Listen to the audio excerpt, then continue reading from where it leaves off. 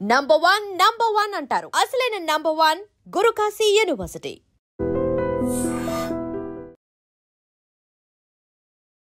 నమస్కారం అండి. నమస్తే. మీ పేరు? సహస్ర తిరుమల శెట్టి.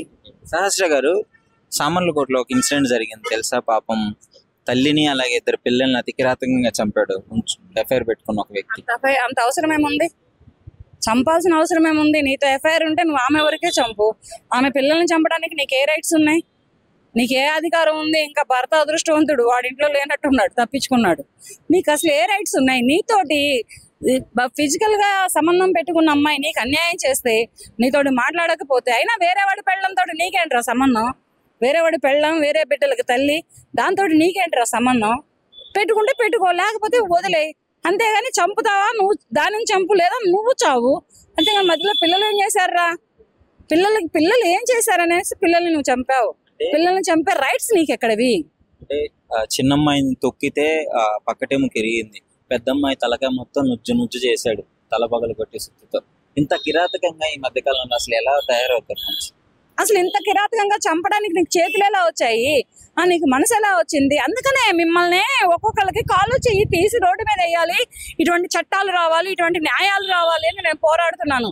అది ఆ మహిళ కానీ పురుషుడు కానీ ఎవరైనా కానీ ఒక నిండు ప్రాణాన్ని అన్యాయంగా తీస్తే, అటువంటి నిండు ప్రాణాన్ని అన్యాయంగా తీసిన ఒక ముద్దాయికి లోపలేసి కూర్చోబెట్టి మేపకుండా కాళ్ళు చెయ్యి తీసి రోడ్డు మీద పడేయాలి. ఇటువంటి కిరాతకుడికి, ఇటువంటి మూర్ఖుడికి కాళ్ళు చెయ్యి తీసి రోడ్డు మీద పడేస్తే గానీ అది ఏంటంటే సరైన న్యాయం జరిగినట్టు.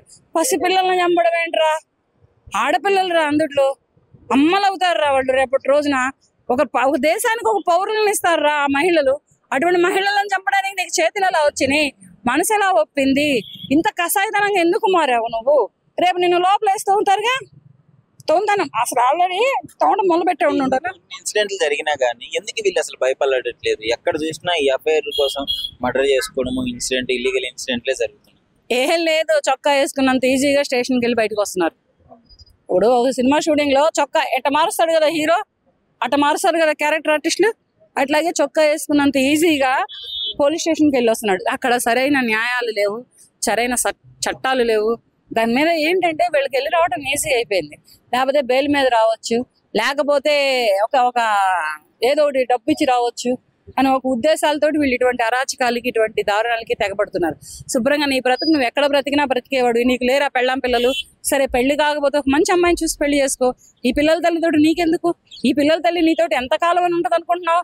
అవతల భర్త ఉన్నాడు, పిల్లలున్నారు, పెట్టుకున్న వాళ్ళు పెట్టుకున్నావు, వదిలే రాను అంటే నీ బ్రతుకు నువ్వు బ్రతుకు, మంచి అమ్మాయిని చూసుకొని పెళ్లి చేసుకో. లేకపోతే నీకు భార్య పిల్లలు ఉంటే వాళ్ళతో శుభ్రంగా అడ్జస్ట్ అవ్వు. ఆమె చేసిన తప్పు వల్ల పిల్లలు కూడా బలి కావడం జరిగింది. మహిళది తప్పు ఉంది దాంట్లో. ఎందుకనంటే ఆవిడ చచ్చిపోవడం కరెక్టే, కానీ ఆవిడ వరకే చంపాల్సింది. కానీ పిల్లల్ని చంపి తప్పు చేశాడు ఇతను. పిల్లల జోలికి వెళ్లకుండా వదిలేయాల్సింది. ఆ తండ్రి ఆ పిల్లల్ని పెట్టుకొని వీళ్ళిద్దరిని తప్పు చేసింది, దీనికి సరైన శిక్ష పడింది, దాన్ని ఇష్టపడ్డవాడే శిక్ష వేశాడని వదిలేసేసేవాడు. కానీ ఇదేంటంటే పిల్లల్ని చంపడం చాలా అన్యాయం, చాలా తప్పు, అది చాలా దారుణం. చట్టాలు రావాలి, కాళ్ళు చేతులు తీసి రోడ్డు మీద వేసే చట్టాలు, న్యాయాలు రావాలని మన ఇండియన్ కంట్రీ తరపు నుంచి ఒక మహిళగా నిండు ప్రాణాన్ని తీసినటువంటి ఎటువంటి దోషులకైనా కానీ కాళ్ళు చేయి తీసి రోడ్డు మీద పడేసేటటువంటి చట్టాలు రావాలని ఇండియన్ కంట్రీ మహిళగా కోరుకుంటున్నాను నేను. ఒక లారీ డ్రైవర్ ఇల్లీగల్ రిలేషన్ వల్ల తల్లి, ఇద్దరు పిల్లలు కూడా బలైనారు. సో దీని ఇన్సిడెంట్ మీరేమంటున్నారు? దీనివల్ల ఏంటంటే ఇప్పుడు ఆమె భర్త కాడ లేనిది ఉంచుకున్న కాడ చూసినట్టుంది. వాడేం చేసిండు, నాకు పాము లెక్క పసిగట్టి చంపేసిండు. అసలు భర్త కాడ లేనిది ఉంచుకున్న దగ్గర ఏముంటదండి? ఎందుకు ఈ మధ్య కాలంలో ఈ విధంగా చేసుకోవడం, దాని వల్ల పిల్లలు సఫర్ అవుతున్నారు, పిల్లలు ఇబ్బంది పడుతున్నారు. వాడు ఇప్పుడు మనం ఉంచుకున్నాడు కాబట్టి ఆమెను చంపేది ఉండే, లేకపోతే మార్చుకునేది ఉండే. లేకపోతే వాళ్ళ భర్తకి చెప్పి నాతో ఇన్ని రోజులు ఉంటే నీ పెళ్ళాం ఉంటుంది రాబాయ్, నీ పిల్లాన్ని వదిలేసే, నీకేం కావాలో చెప్పు, నీ పిల్లలని నువ్వు తీసేసుకొని నేను దాన్ని పెళ్లి చేసుకుంటా అంటే అయిపోయేది. ఇప్పుడు ఆమె అవసరమైతే ఆమెను చంపుకో, ఎందుకంటే భర్తను కాదనుకోని నీ దగ్గరకు వచ్చి ఇప్పుడు నిన్ను మోసం చేసింది కాబట్టి ఆమె ఇంకా చేస్తుంది. అట్లా నువ్వు చంపడం ఓకే కరెక్ట్, కానీ పిల్లలు ఏం చేసిండ్రు? పిల్లలు అన్యాయంగా పసిపిల్లలను చంపడానికి కారణం ఏంది? పిల్లలు ఏం చేయలేదు కదా. మీరిద్దరు కలుసుకున్నప్పుడు పిల్లలు ఉన్నారా? పిల్లలు మాట్లాడేసి మీ ఇద్దరిని కలిపారా? కాదు కదా. అట్లాంటప్పుడు చంపడానికి రీజన్ లేదు పిల్లలను. ఆమెను చంపినా అది ఒక రకం, పిల్లల్ని చంపాల్సిన అవసరం అయితే లేదు. రీసెంట్ టైమ్స్ లో ఇట్లా చాలా ఇన్సిడెంట్లు జరుగుతున్నాయి, దాని గురించి మీరు ఏమనుకుంటున్నారు? దాని గురించి ఇప్పుడు ఇట్లా చంపిన వాళ్ళను బయటికి కొద్ది రోజుల తర్వాత బయటకు వదిలేస్తుండ్రు కాబట్టి ఇది నార్మలే. ఈ వద్దు చంపుతాం, మళ్ళీ ఒక సంవత్సరం లోపు ఎట్లయినా ఏదో ఒక నెలలో, సంవత్సరానికి ఏదో ఒక నెల అయితే బయటకు వస్తాము, డబ్బులు కట్టి మా వాళ్ళు రిలీజ్ చేసి బయటికి తీసుకొస్తారు అని ఒక మైండ్ సెట్ తో వీళ్ళు ఇవన్నీ చేస్తుండ్రు. కానీ ఇట్లా అన్యాయంగా చంపిన వాళ్ళను జైల్లో ఉరిశిక్ష ఒకరిని తీస్తే నెక్స్ట్ ఇట్లా చేయరు. కఠిన శిక్షలు పెడితే ఇట్లాంటి వాళ్ళను నడి పబ్లిక్ లో ఇంతకు ముందు ఒక అమ్మాయి హత్య కేసులో, ప్రియాంక హత్య కేసులో నలుగురిని ఎన్కౌంటర్ చేసినారు. అలా ఎన్కౌంటర్ చేయడం కానీ ఉరిశిక్ష కానీ తీస్తే నెక్స్ట్ ఇట్లాంటివి అనేది జరగవు. కానీ ఇప్పుడు పుంజుకున్నోని కోసము పిల్లలను కన్న తల్లి పిల్లలను చంపేసింది. ఆమెను ఏం చేసిండ్రు? ఏం చేయలేదు. ఇంతవరకు ఆ వీడియో ఏం చేసినారు ఆమెను అనేది బయటకు రాలేదు. ఇన్స్టాగ్రామ్ లవ్ చేసి కన్న తల్లిని చంపింది. ఆ అమ్మాయిని ఏం చేసినారో ఇంతవరకు వీడియో రాలేదు. కాబట్టి వీళ్ళు చేసుకుంటా అలా వెళ్ళిపోతుండ్రు. కాబట్టి ఒకరిని ఫస్ట్ తప్పు చేసిన వాళ్ళను ఏదైనా సూసైడ్ కానీ, లేకపోతే కాల్చడం కానీ, లేకపోతే ఉరిశిక్ష కానీ తీస్తే నెక్స్ట్ ఇలాంటివి జరగవు. సామర్లకోటలో తల్లిని అదేవిధంగా ఇద్దరు పిల్లల్ని అతి కిరాతకంగా చంపింది ఒక దుర్మార్గుడు, లారీ డ్రైవర్ అతను. సో ఇన్సిడెంట్ మీకు తెలుసా? తెలుసు. నేను న్యూస్ ఆర్డర్ చూసినాను, ఫేస్బుక్ లో కానీ యూట్యూబ్ కానీ ఎక్కడైనా చూసాను. ఇది ఎందుకంటే ఇదంతా చాలా దారుణం అబ్బా. చాలా చూసిన వాళ్ళ తల్లిని చంపుకోవడం, మళ్ళీ దాన్ని చాలా చేసి చాలా చూసిన అన్ని చేసిన. కానీ మళ్ళీ కొత్తది ఏంటంటే ఇప్పుడు ఒకడు పెళ్ళైన అమ్మాయిని ఉంచుకోవడం చేయడం వల్ల ఆమె చేసిన మిస్టేక్, కౌంట్ చేసిన తప్పే. ఇక తప్పు తెలుసుగా వెళ్తే మళ్ళీ సర్దిద్దుకోవడం కోసం మళ్ళీ వదిలేసేసుకోండి.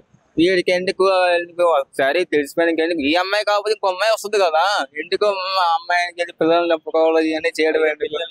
తల్లి చేసిన తప్పుకి పిల్లలు కూడా ఇద్దరు చనిపోవడం జరిగింది. అవును, ఎందుకు అలా చేయడం ఎందుకు?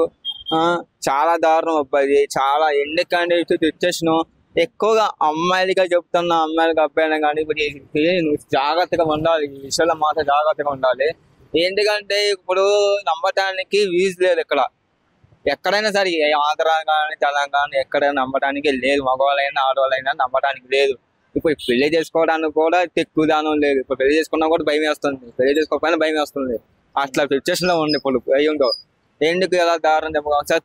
పిల్లలు ఎందుకు చంపుకోవడం ఎందుకు? వాళ్ళు ఏం పాపం చేశారని. ఎందుకంటే వాడికి విధమైన బుద్ధి చెప్పాలి, వాడికి శిక్ష పడాలి. వాడికి ఏదన్నా శిక్ష పడాలి. శిక్ష పడితేనే ఇంకో వేరే వాడు అమ్మాయిల జోలికి కానీ ఆంటీ దగ్గరికి ఇవ్వడానికి ఉండదు. కాబట్టి వాడికి భయం రావాలి. భయం ఉంటేనే కదా ఇంకో వేరే అమ్మాయి దగ్గరికి వెళ్ళకుండా ఉంటాడు కదా. ఇప్పుడు పెళ్లి చేసుకోవడానికే భయం పడుతున్నారు. ఇంకా ఇంకేం చెప్పుకోవాలి? చెప్పండి మీరు. నమస్కారం అండి. సామర్లకోట ఇన్సిడెంట్ తల్లి బిడ్డలు బలవడం జరిగింది కదా, దాని గురించి ఏమనుకుంటున్నారు? ఈ తల్లి ఆమె యొక్క ఇద్దరు బిడ్డలు కూడా మరణించారు. దీనికి కారణం ఏంటంటే ఆమెకి ఇద్దరు అని ఒక పెద్ద సినిమా వచ్చింది కదా, ఇక్కడ కూడా అదే సంఘటన జరిగింది. ఒక గృహిణి తన భర్త ఉండి తనతో జీవితం గడుపుతూ చక్కగా చిన్న పిల్లలు ఉండి చక్కగా జీవితం గడుపుకోవాల్సిన పరిస్థితులలో మొగుడు లేనటువంటి టైంలో మరొకరితో ప్రేమ వ్యవహారం స్టార్ట్ చేసింది. ఆ లవర్ కూడా తన భర్త లేనప్పుడు తన ఇంటికి రావటం, తనతో గడపడం ఈ విధంగా చేసింది. ఈ విధంగా నైతిక విలువలు లేకుండా ఇటువంటి జీవితం గడిపినటువంటి వాళ్ళకి ఎట్ ద ఎండ్ మరణమే శరణ్యం అనేటువంటిది కూడా ఈ సంఘటన సూచిస్తుంది. పిల్లలు ఏం చేశారు పాపం? ఇక్కడ దురదృష్టకరం ఏంటంటే పిల్లలు మరణించడం అనేటువంటిది చాలా బాధగా ఉంది అందరికి కూడా. ఎందుకంటే ఈ విధంగా భర్త లేనప్పుడు పరాయి మగవాళ్ళతో, లవర్స్ తో ఈ యొక్క లైంగిక సంతోషం అనుభవించేటువంటి వాళ్ళు, ఒకవేళ అతను వెళ్ళిపోతే మరొకరు. కొంతమంది ఇక్కడ అనేది ఏంటంటే ఆ లవర్కి కోపం వచ్చింది ఎందుకంటే ఆమెకి ఇంకొకళ్ళు కొత్త వాళ్ళతో మాట్లాడుతుంది, కొత్త లవర్ని స్టార్ట్ చేసింది అనేటువంటి ఇన్ఫర్మేషన్ జరిగింది. కానీ కొంతమంది అనేది ఏంటంటే ఆమె భర్తకి ఇన్ఫర్మేషన్ తెలిసింది, ఆమెకు లవర్ ఉన్నాడు అనేటువంటి సంగతి. అప్పటి నుంచి ఆమె దూరం పెట్టింది. అంటే ఇక్కడ ఏంది, ఆమెకి భర్తకి లవర్ ఉన్నాడని తెలిసింది, భార్యకి. అక్కడ గొడవ జరిగింది. కానీ ఆమెకు ఆల్రెడీ ఉన్నటువంటి లవర్కి ఆమెకి ఇంకొక కొత్త లవర్ వచ్చాడని తెలిసింది. అతనికి కోపం వచ్చింది. ఇంకేం చేశాడు లవరు, ఆమెను ఎతికితే ఆమె ఏంటంటే బయట తలుపు తాళం వేసేసి వెనక నుంచి దొడ్డిదోవలో నుంచి లోపలికి వెళ్ళి జీవితం గడుపుతుంది. ఇటువంటివి నైతిక విలువలు లేనటువంటి వాళ్ళందరికీ కూడా చివరికి ఇటువంటి హత్య పరిణామాలకే దారితీస్తుంది. ఇది నిజంగా దీన్ని చూసి కూడా అందరూ తెలుసుకోవాలి. ఆడవాళ్ళు ఈ మధ్య హత్యలు చేస్తున్నారు కదా, ఒకవేళ ఆమె లవర్ చంపకపోతే ఆమె భర్త చంపేవాడేమో ఆమె. ఇట్లాగా అనేక మందితో లైంగిక సంబంధాలు కొనసాగిస్తూ అక్రమ సంబంధాలు పెట్టుకునేటువంటి ఆడవాళ్ళకి ఇదే హెచ్చరిక. ఇది ఎట్ ద ఎండ్ ఏంటంటే హత్యలకు దారితీస్తుంది, మీ యొక్క మరణానికి దారితీస్తుంది. తస్మాత్ జాగ్రత్త. మీ యొక్క లైంగిక సుఖాల కోసం మీ పిల్లల్ని నాశనం చేయొద్దని చెప్తున్నాం. ఇప్పుడు అన్యాయంగా చిన్న చిన్న పిల్లలు వాళ్ళు ఏం తప్పు చేశారు, వాళ్ళకి ఏం తెలుసు. ఈమె వల్ల ఆమె పిల్లలు కూడా ప్రాణాలు కోల్పోయారు. ఇది నిజంగా చాలా బాధగా ఉంది.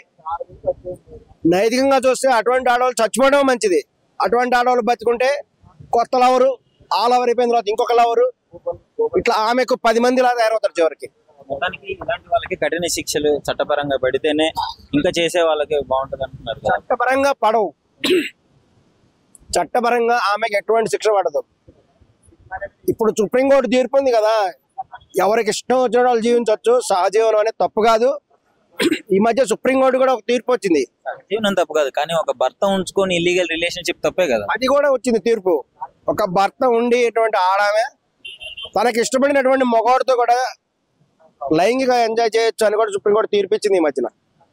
ఇది ఇంతకంటే దిక్కుమాలినటువంటి విధానంగా కూడా ఈ యొక్క లోకం నడుస్తున్నది. ఒక్కటి గమనించాలి, ఇక్కడ చట్టం చెప్పిందా వేరే వాళ్ళు చెప్పారని కాదు, ఆమెకు కనీసపు నైతిక విలువలు ఉండాలి.